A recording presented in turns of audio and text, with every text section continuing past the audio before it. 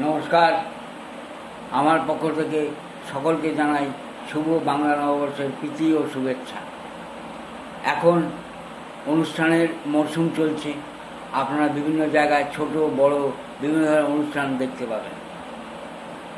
একটা জিনিস লক্ষ্য করবেন, যে সমস্ত সংস্থা এইসব অনুষ্ঠান করেন, কোনো সংস্থা হয়তো দর্শক মনোরঞ্জনের জন্য বাইরে থেকে ঘোষক ভাড়া করে নিয়ে আসেন, আবার কোনো সংস্থার সদস্য সেই ঘোষকের ভূমিকা পালন করেন। আমি ঘোষকদের উদ্দেশ্যে একটা কথা বলতে চাই যে কিছু কিছু ক্ষেত্রে ওনারা খুব ভুল করেন। যেমন কোনো একটি ছেলে বা মেয়ে নৃত্য পরিবেশন করার জন্য মঞ্চস্থ করবেন, ঘোষক তখন ঘোষণা করেন আপনাদের সামনে রবীন্দ্র নৃত্য পরিবেশন করবেন অমুক, বা নজরুল নৃত্য পরিবেশন করবেন অমুক, অথবা আধুনিক নৃত্য বা লোকনৃত্য পরিবেশন করবেন অমুক। এটা যে কত বড় ভুল সেটা আমি আপনাদের একটু ব্যাখ্যা করে দিই।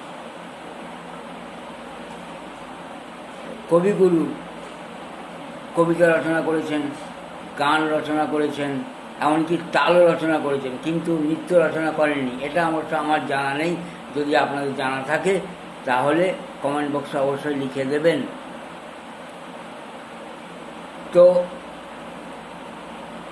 যেহেতু রবি ঠাকুর নৃত্য রচনা করেননি, সেহেতু কখনোই রবীন্দ্র নৃত্য বলা যাবে না, উচিত নয়, এটা আমি মনে করি। কারণ এই নৃত্য একটা নৃত্য শিক্ষাগুরু যিনি আছেন, তিনি সম্পূর্ণ পারদর্শিতা দেখিয়ে তার ছাত্র বা ছাত্রীকে এই নৃত্য সৃষ্টি করেন এবং গানকে একটা সুন্দর নৃত্য রূপ দিয়ে পরিস্ফুটিত করেন। সেখানে কখনোই বলা যাবে না যে এটা রবীন্দ্র নৃত্য বা নজরুল নৃত্য, কারণ এটা সম্পূর্ণ একজন শিক্ষাগুরুর পারদর্শিতাকে ছোট করা হয়।